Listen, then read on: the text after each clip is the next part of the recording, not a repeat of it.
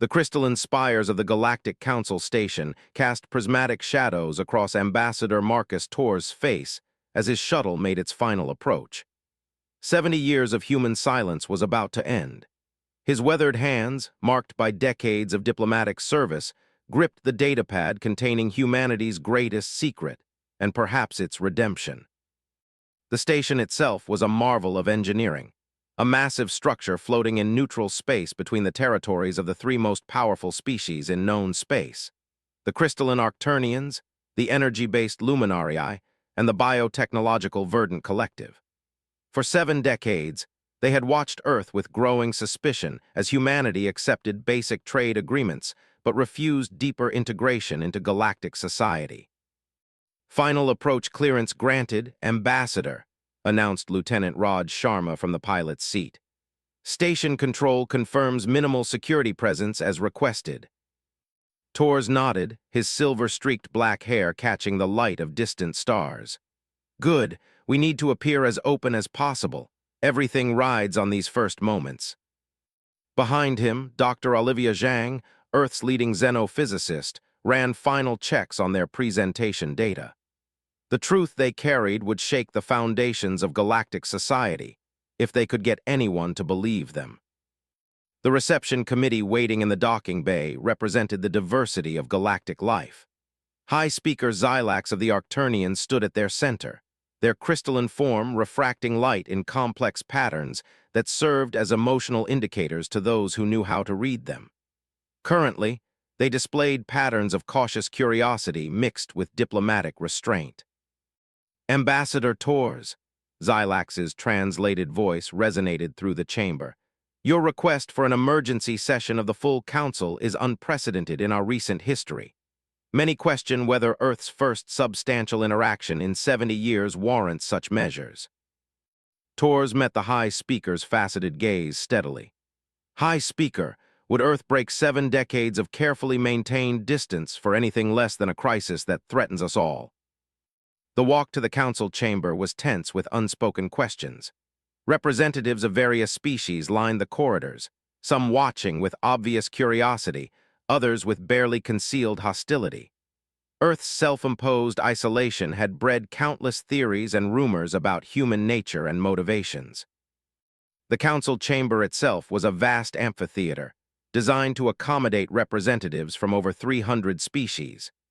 Tors took his place at the central podium, feeling the weight of thousands of eyes, sensory organs, and other means of perception focused solely on him. "Esteemed representatives of galactic civilization," Tors began, his voice clear and unwavering.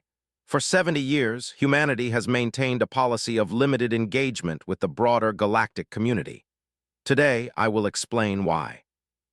He activated the holographic display system, showing Earth's solar system. "Since our first detection of extraterrestrial signals, humanity united around a singular purpose: survival. Not from you, our galactic neighbors, but from something far more ancient and dangerous." The hologram expanded to reveal a vast network of specialized detection, arrays extending far beyond Sol's heliosphere.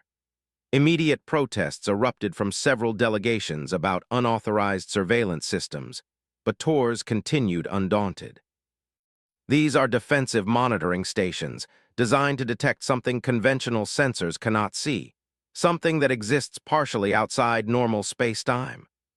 The hologram shifted to show what appeared to be empty space, then multiple spectrum filters engaged, revealing a massive distortion moving through the void between galaxies.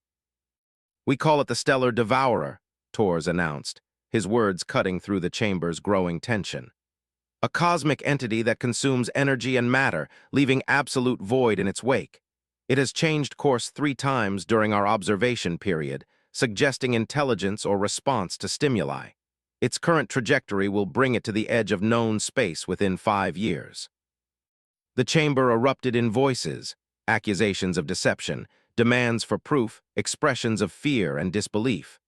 High Speaker Xylax raised their crystalline arms, light patterns flickering rapidly as they called for order. "These are extraordinary claims, Ambassador Tors," Xylax stated. "Claims that require extraordinary evidence." Tors nodded, gesturing to Dr. Zhang, who began transmitting data packets to the Council's scientific authorities. We've prepared comprehensive data sets, detection protocols, and methodology for independent verification. Earth developed specialized quantum field sensors and gravitational lensing techniques specifically to track this entity. Your scientists can confirm our findings using these parameters. If this threat is real, a representative of the luminary pulsed with skeptical energy patterns, why did humanity choose to face it alone? Why not share this burden immediately upon discovery? Tor's expression remained composed, but his voice carried the weight of decades of preparation. 70 years ago, Earth was still learning to unite its own peoples. We needed time to verify the threat, time to develop countermeasures, time to prepare ourselves for either salvation or extinction. We chose isolation not out of fear of you, but out of responsibility to all life in this galaxy. He activated another holographic display, showing designs for massive defensive installations and specialized vessels, unlike anything in known space. Earth has developed technologies specifically designed to counter the stellar devourer. Quantum displacement shields, phase-shifted energy weapons, and detection systems that can track its movement. But implementing these defenses across all of known space requires resources beyond Earth's capacity. The chamber fell silent as the implications sank in. High-speaker Xylax's crystalline form reflected the holographic displays in kaleidoscopic patterns. You come seeking an alliance. No, Tors corrected, standing straighter. I come offering one. After generations of preparation, humanity stands ready to defend not just Earth, but all sentient life in this galaxy. The question is, will you stand with us? In the observation gallery, Dr. Zhang monitored the secure channels as various species' scientific authorities began analyzing Earth's data. She leaned closer to Tors, whispering, "The Arcturnians and Luminarii have already confirmed our initial findings. The others won't be far behind." Tors nodded slightly, maintaining his position at the center of the chamber as debate raged around him. The time for isolation was over. Now would come the true test, whether humanity's long preparation would be enough to unite the galaxy against the approaching storm.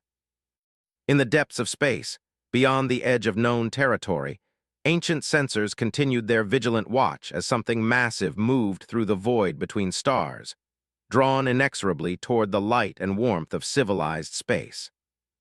Deep within the Himalayan Quantum Research Facility, Dr. Priya Patel stood before a wall of holographic displays, each showing different aspects of humanity's greatest technological achievement. The quantum shield array stretched across the ceiling in a complex web of crystalline structures and pulsing energy conduits, its soft blue glow reflecting off the polished floors. "Status report on Shield Array 7, she called out, her voice carrying across the vast chamber where dozens of Earth's brightest minds worked at various stations. Dr. Hassan Rahman, her deputy director, responded without looking up from his console. "Quantum coherence at 98.9%. The new modifications are holding stable. We're ready for the next phase of testing." For 70 years, while the rest of humanity maintained its mysterious distance from galactic society, facilities like this one had been preparing for the coming storm. The quantum shield technology represented humanity's best hope against the stellar devourer, if they could perfect it in time. A gentle chime announced an incoming priority transmission. Ambassador Tor's weathered face appeared on the main screen, his expression tense but hopeful. "Dr. Patel, the council session is in recess. The initial scientific delegations have confirmed our data. They're sending their top researchers to Earth immediately." Priya nodded, her dark eyes reflecting determination. "The facilities are ready, Marcus. We've prepared demonstration sites at all major research centers. How are they taking the news about our technological developments?" "Mixed reactions," Tors replied. "The Luminarii are particularly interested in your quantum shield designs. They've never seen anything like it. The Arcturnians are more focused on our detection systems. But there's something else," the Verdant Collective's representatives seem agitated. "They're pushing for immediate access to all our research data." "That's not possible," Dr. Rahman interjected, moving to stand beside Priya. The integration protocols alone would take months to properly document and transfer. We need controlled implementation to prevent catastrophic system failures. Priya raised her hand, silencing further discussion. Marcus, make it clear to the Council we're not hiding anything, but proper implementation is crucial. We've spent decades developing these systems. They can't be rushed. The ambassador nodded gravely. I'll do my best to make them understand, but time isn't on our side. The latest readings from the deep space arrays. I know, Priya cut in. We've been tracking it too. The stellar devourer's velocity has increased by 3.7% in the last solar month. At this rate, we have even less time than we initially calculated. As if in response to her words, an alert flashed across one of the secondary monitors. Dr. Yuki Tanaka, their quantum field specialist, called out from her station. Dr. Patel, we're detecting unusual fluctuations in the quantum field around Shield Array 3. The pattern matches theoretical models of the Devourer's energy signature. Priya moved swiftly to Yuki's station, studying the readings with intense focus. The quantum field distortions showed a clear pattern, one they had only seen in their most advanced simulations of the cosmic entity's approach.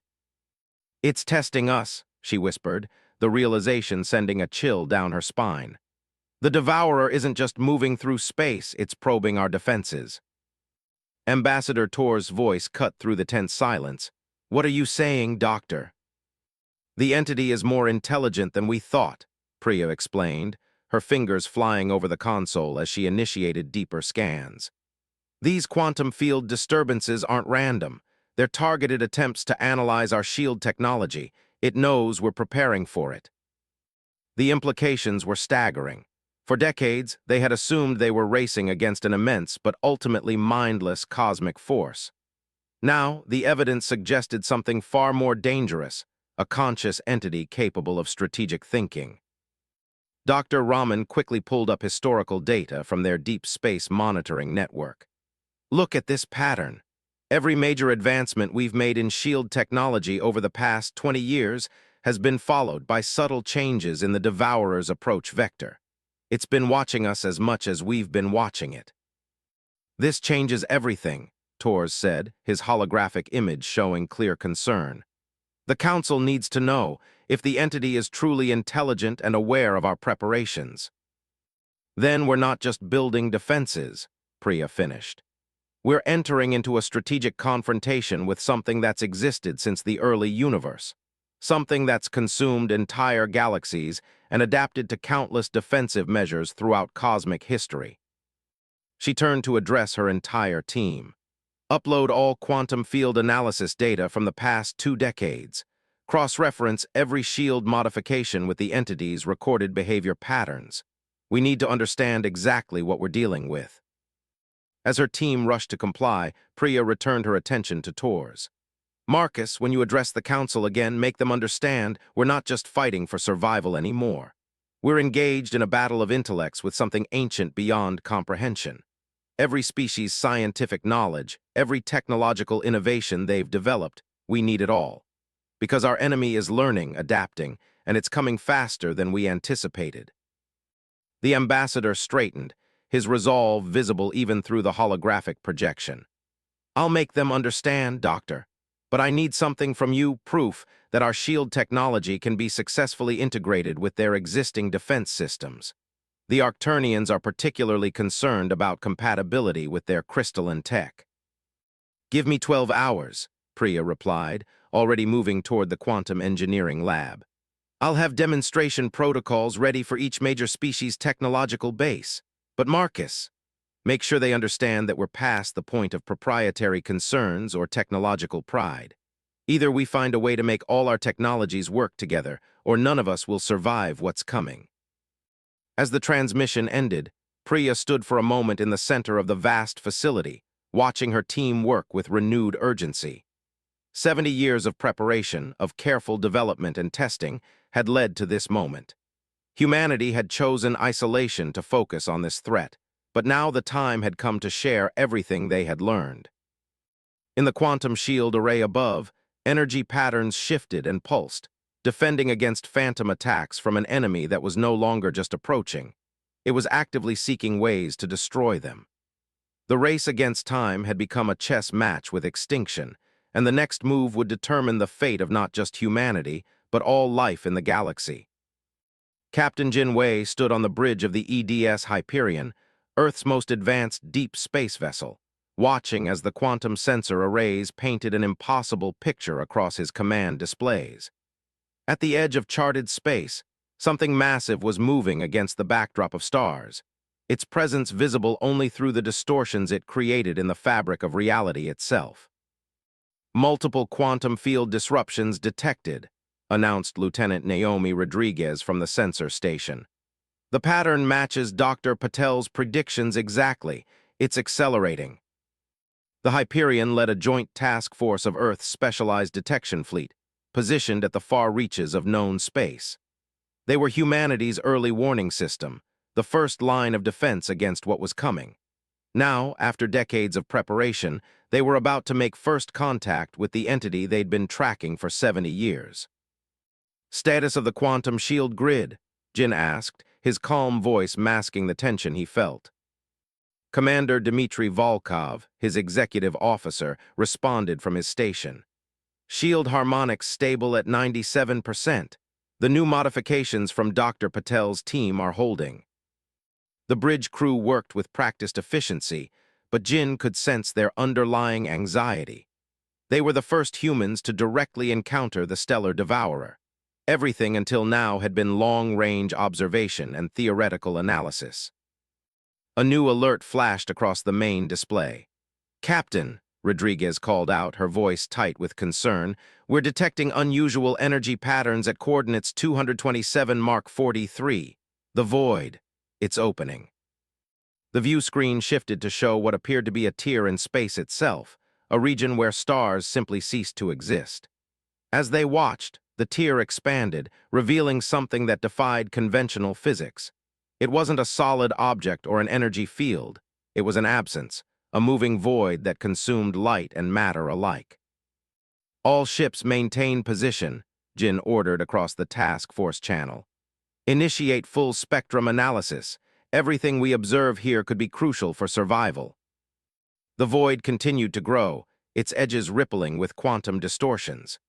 Suddenly, a tendril of absolute darkness extended from the main mass, reaching toward the nearest unmanned sensor probe. "Energy spike," Rodriguez shouted. "The probe's shields." Before she could finish, the probe vanished, consumed so completely that not even debris remained. The void seemed to pulse, as if processing what it had just absorbed. "Pattern change detected," announced Commander Volkov. "The entity is adapting. It's already incorporating elements of our shield technology into its own structure." Jin's eyes narrowed. This confirmed their worst fears. The stellar devourer wasn't just consuming matter and energy, it was learning, evolving with each encounter. He opened a channel to Earth Command. "Control, this is Hyperion. We have confirmation of Dr. Patel's theory. The entity is demonstrating adaptive intelligence, requesting immediate transmission of all sensor data to the Galactic Council." At that moment, multiple tendrils extended from the void, reaching toward the task force ships. Jin watched as the quantum shields on their escort vessels flared bright against the darkness. "Shields holding at 82%, Volkov reported. But the entity is adjusting its attack pattern with each attempt. It's probing for weaknesses." Jin made a quick decision. "All ships, execute pattern Delta 7. We need to show this thing we can adapt to." The task force moved in perfect coordination, their ships dancing through space in complex patterns while maintaining their sensor lock on the entity. The void responded, its movements becoming more precise, more calculated. "Sir," Rodriguez called out, "I'm detecting quantum signatures similar to our communication systems emanating from the entity. It's not just learning our technology, it's trying to communicate." This was unexpected. 70 years of observation had never suggested the entity was capable of direct communication. Jin opened a channel to Dr. Patel's research facility.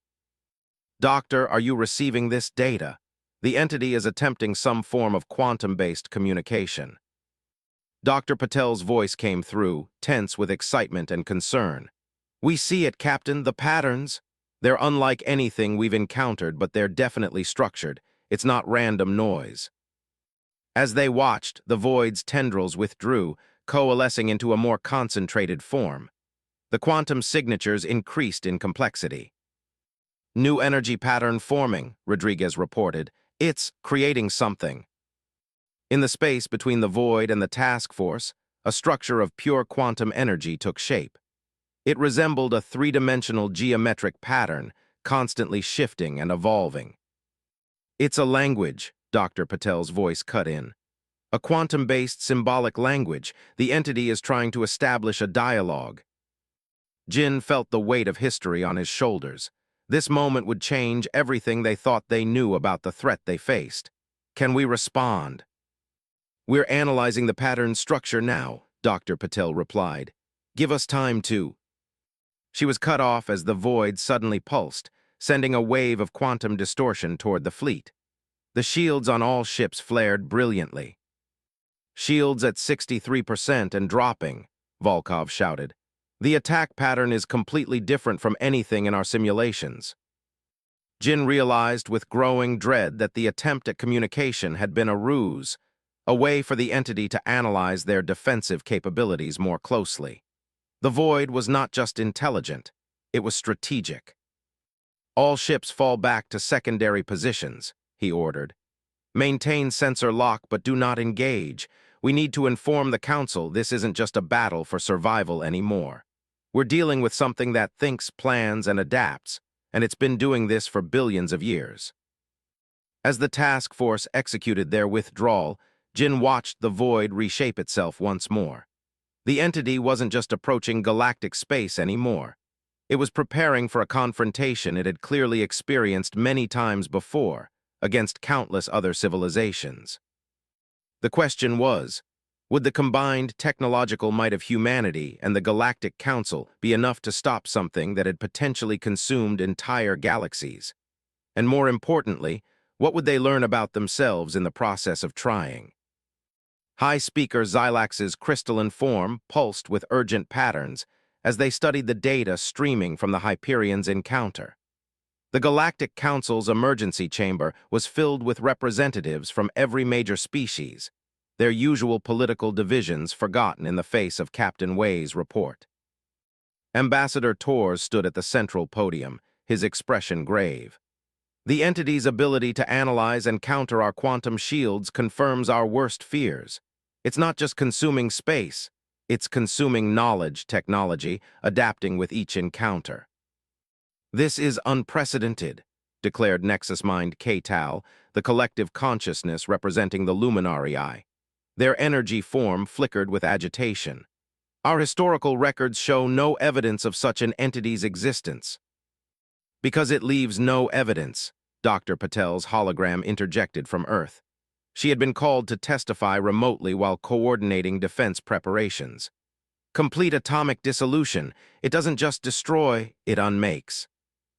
In the observation gallery, research teams from a dozen species worked frantically to integrate their technologies with Earth's defensive systems. The Arcturnians' crystalline computing matrices meshed with human quantum processors, while Luminarii energy containment fields strengthened the shield harmonics. High Speaker Xylax moved to the center of the chamber, their crystalline surfaces refracting light in patterns of deep concern. The Verdant Collective raises valid security concerns. Earth's technology, while impressive, remains untested in full-scale deployment. We cannot risk. A priority alert cut through all communications channels. Lieutenant Rodriguez's voice, transmitted from the Hyperion, filled the chamber.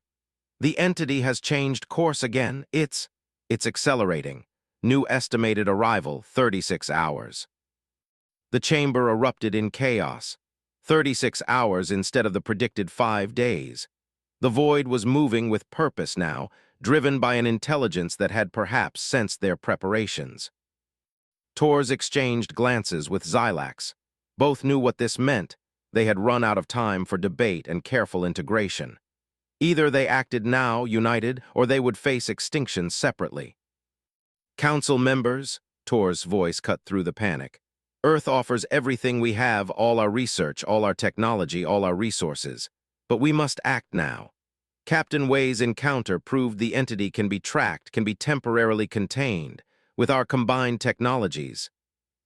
The risk is too great, interrupted Sovereign Voice Thella of the Verdant Collective. Your quantum shields interact chaotically with our organic tech matrices. A failure during deployment could. Would you prefer certain death? Dr. Patel's hologram demanded. We've modeled every interaction. Yes, there are risks. Yes, the integration is imperfect, but divided we have no chance at all. High-speaker Xylax's form pulsed with decision patterns. Dr. Patel speaks truth. The Arcturnian conclave votes for immediate implementation of Earth's defense protocols. One by one, other species added their support. The Luminarii offered their vast energy reserves to power the SHIELD network. The Verdant Collective, reluctantly, agreed to adapt their organic technology to strengthen the quantum matrices. Tors opened a direct channel to the Hyperion. Captain Wei, the Council has reached consensus. Begin Phase 1 of the Defense Protocol. All ships in your task force are now under joint command. Understood, Ambassador. Jin's voice came through, steady despite the weight of responsibility. Task Force is moving to establish the first containment perimeter, but sir, there's something else you should know. We're detecting quantum echoes from within the void, similar to signals we've picked up from other galaxies. Dr. Patel's hologram shifted forward. Other galaxies, explain. It's as if, Jin paused, choosing his words carefully, as if we're receiving fragments of transmissions from civilizations the entity has encountered before. Some sort of quantum memory impression preserved in its structure. The implications silenced the chamber. They weren't just fighting for their galaxy, they were fighting to avenge countless others that had fallen before them. High-speaker Xylax moved to stand beside Tors, their crystalline forms synchronizing with human communication frequencies in a gesture of unity. Then we shall succeed where others failed, not because we are stronger, but because we stand together. Tors nodded, feeling the weight of not just humanity's future, but the legacy of unknown civilizations lost to the void. Begin full deployment of the quantum shield network, all ships to designated coordinates. We have 36 hours to prepare our defense of not just this galaxy, but all those that may exist beyond our own. As the chamber emptied, representatives rushing to coordinate their species' contributions to the defense, Tors received a private transmission from Dr. Patel. Marcus, the quantum echoes Captain Wei detected. They're not just random fragments. They're forming a pattern, I think. I think they're trying to tell us something. What kind of something? A warning, maybe? Or instructions? We're still decoding, but Marcus, what if those lost civilizations found a way to preserve crucial information within the very entity that destroyed them? What if they've been waiting for someone to detect these quantum echoes? Tors looked out at the stars visible through the Council Station's vast windows. Somewhere out there, ancient voices were reaching across time and space, perhaps offering help from beyond extinction itself. The question was, could they decode the message in time? The next 36 hours would determine not just the fate of their galaxy, but whether they could succeed where countless others had failed. And perhaps, in doing so, finally understand why the stellar devourer had been advancing across the cosmos for billions of years. The combined fleet of Earth and Galactic Council forces hung in formation at the edge of charted space, a testament to how quickly ancient rivalries could be forgotten in the face of extinction. The EDS Hyperion held position at the center of the defensive line, its quantum shields reinforced by Arcturnian crystal matrices and Luminarii energy fields. Captain Jin Wei watched the tactical display as the final ships moved into position. The Void's approach had accelerated again. They now had less than 3 hours before contact. Status of the quantum echo analysis, he asked, turning to Lieutenant Rodriguez. Dr. Patel and the combined science team are close to a breakthrough, she reported. The patterns are becoming clearer. They're not just random fragments, they're encoded instructions. On the bridge's main screen, Dr. Patel's face appeared alongside High Speaker Xylax and Ambassador Tor's. "Captain, we've decoded part of the message," she announced, her eyes bright with discovery. "The civilizations consumed by the void, they didn't just leave warnings, they left us a weapon." The quantum echoes contain precise instructions. Xylax's crystalline form pulsed with excitement patterns. A method of using the entity's own adaptive nature against it. Tors leaned forward. "The void doesn't just consume matter and energy, it absorbs information, patterns, technology. Each civilization it destroyed found a way to encode part of the solution within its own structure. They knew eventually someone would find it. And unite enough different technologies to make use of it," Jin finished, understanding dawning. "That's why our separate efforts always failed. We needed this union of different species, different approaches." A new alert cut through the moment of revelation. "Contact," Rodriguez called out. "The void is dropping out of quantum space." The view screen shifted to show space itself tearing apart, revealing the approaching darkness. But this time they were ready. This time they understood. "All ships commence Phase 1, Jin ordered. "Begin quantum pulse sequence exactly as planned." The combined fleet moved in perfect coordination, their various technologies harmonizing in ways that would have seemed impossible just days ago. Arcturnian crystal beams intersected with luminarii energy streams, creating a complex web of quantum interactions that the void would be compelled to analyze and absorb. "The entity is responding," Commander Volkov reported. "It's extending absorption tendrils, pattern matches previous encounters." Dr. Patel's voice came through urgent but controlled. "That's it, let it think it's learning our defenses. Execute Phase 2 on my mark." The void's tendrils reached out, probing the quantum energy web. Just as before, it began to adapt, to incorporate the patterns into its own structure. "Now," Dr. Patel commanded. Every ship in the fleet simultaneously activated a specific quantum frequency, one encoded by ancient civilizations and hidden within the void itself. The effect was immediate and spectacular. The entity's structure began to destabilize, its perfect darkness disrupted by cascading waves of quantum interference. The patterns it had absorbed over billions of years were turning against it, creating a feedback loop that it couldn't adapt to fast enough. "It's working," Rodriguez announced, her voice filled with wonder. "The void's coherence is dropping. We're seeing actual matter dissolution at its edges." But the entity wasn't finished. It lashed out with unprecedented force, tendrils of darkness smashing against the fleet's shields. 3 ships vanished instantly, their crews' sacrifices adding to the countless lives already claimed by the ancient destroyer. "Shields at 47%, Volkov called out. "We can't take much more of this." "Hold position," Jin ordered, his knuckles white as he gripped his command chair. "The quantum cascade has to reach critical mass." On the tactical display, he could see the void thrashing, its structure increasingly chaotic as billions of years of absorbed patterns turned into a weapon against it. The quantum echoes of long-dead civilizations were finally having their revenge. "All ships channel maximum power to the quantum pulse generators," High Speaker Xylax commanded. "The Arcturnian fleet will hold the center."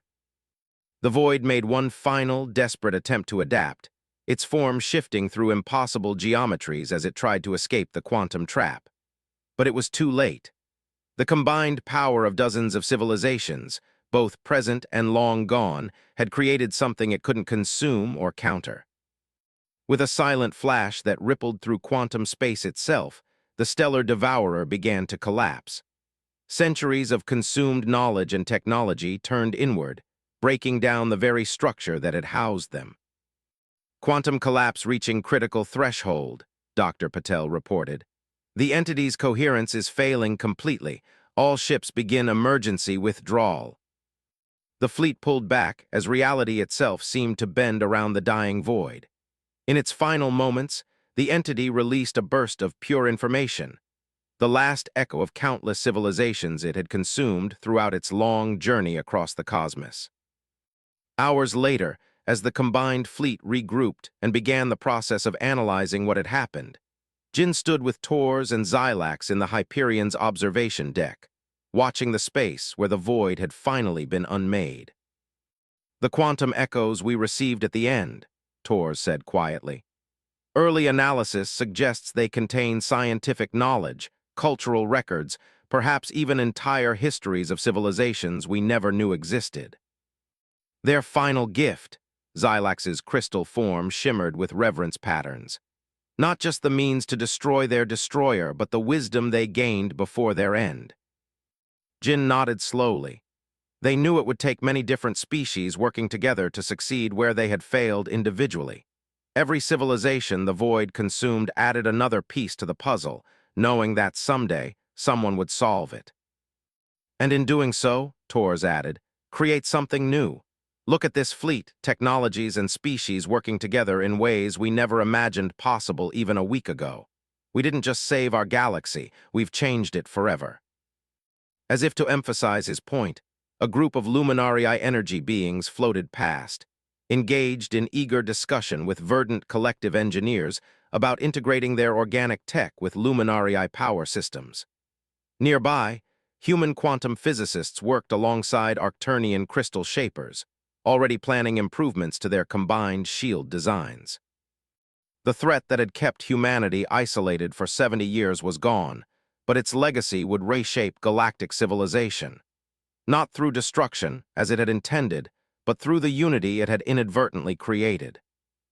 In the end, the very force that had consumed so many galaxies had become the catalyst for something unprecedented, true cooperation among the stars. The civilizations it had destroyed had their revenge not just in its destruction, but in the new future their sacrifices had helped create. As the fleet began its journey home, the quantum echoes of ancient voices sang through their sensors, sharing the wisdom of ages past with the guardians of tomorrow.